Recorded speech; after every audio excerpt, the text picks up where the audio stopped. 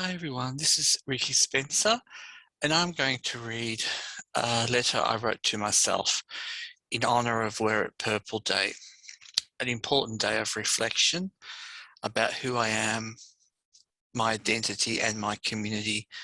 And this letter goes out to all the queer and LGBTIQ, older people, people of colour, and especially Indigenous people of Australia. I hope this letter can inspire you that through adversity you can get through life, and that really acceptance is an important part of us as human beings. Good morning everyone. My name is Ricki Spencer. My pronouns are they, them and her. I am from the stolen generation, and I am going to tell you my lived experiences of being me in a heteronormative world through my truth-telling my way.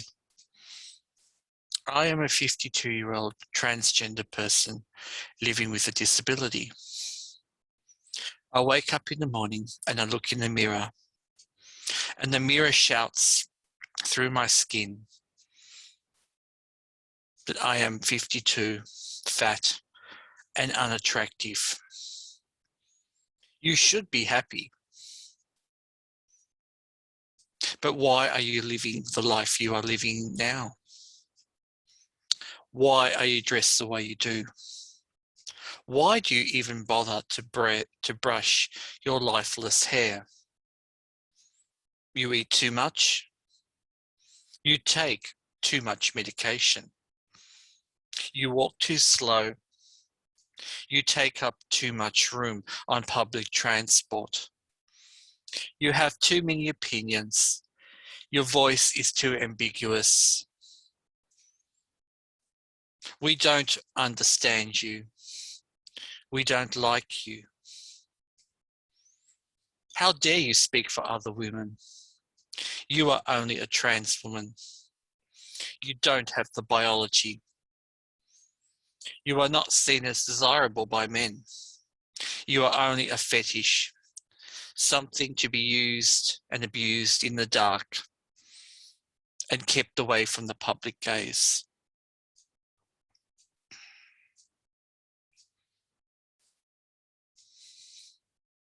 You have no rights here.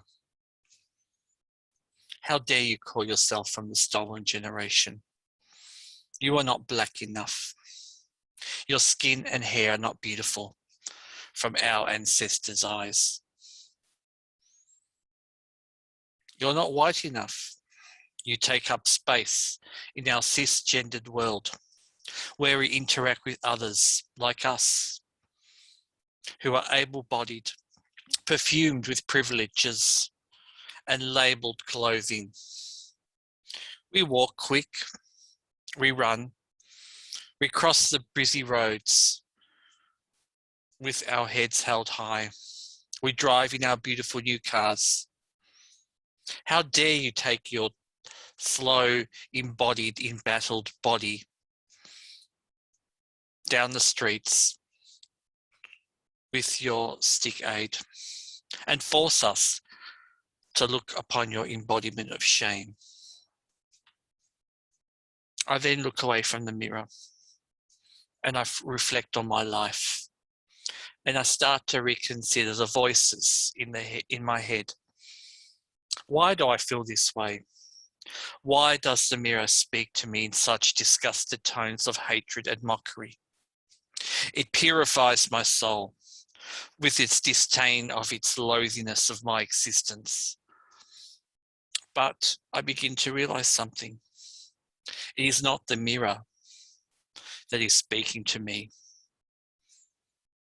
but it is the experiences that I have faced all my life of being marginalized, being someone who stood out like that spring flower in the winter night, being someone or something that is ridiculed, whose body was weaponized against them, with no voice to reply.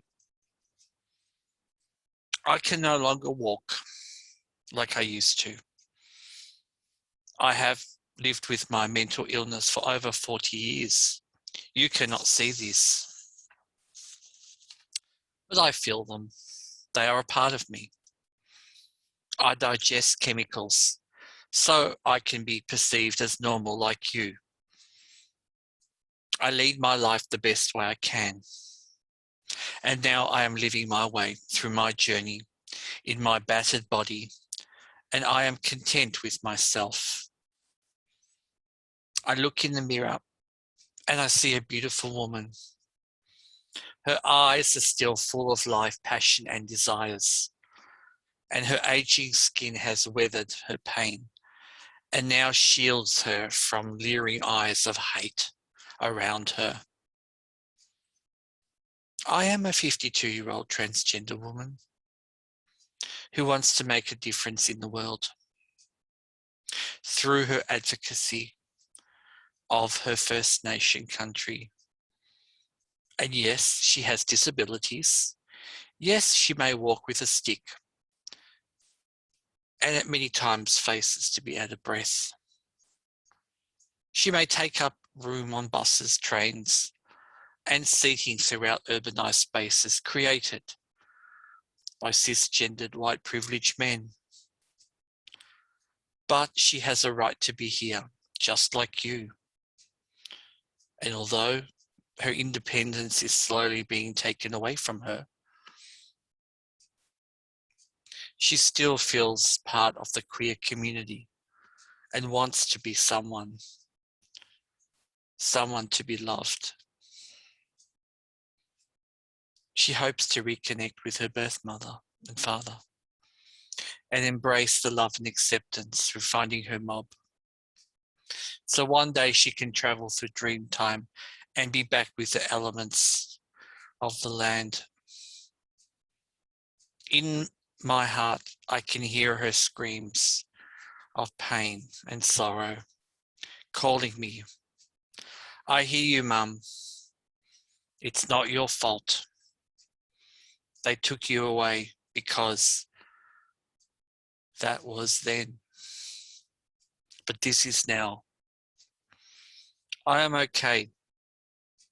I now know in my heart you are waiting for me to return from the womb which I came. The blood of your tears is washed through my heart and flows through my capillaries to give me the energy to go on. She is alive and she will embrace every breath with appreciation of her embodiment. And she wants you to know that she is a survivor. And one day she hopes her lasting footprints will say that she existed and meant something to someone. And she wants you to know that being a trans woman with a disability is just another way of living. Thank you for listening to my story. Please reflect on Wear It Purple Day 2021. I could be your sister. I could be your auntie. I could be your friend. I could be someone taking up space on a bus driving by. I am a human being.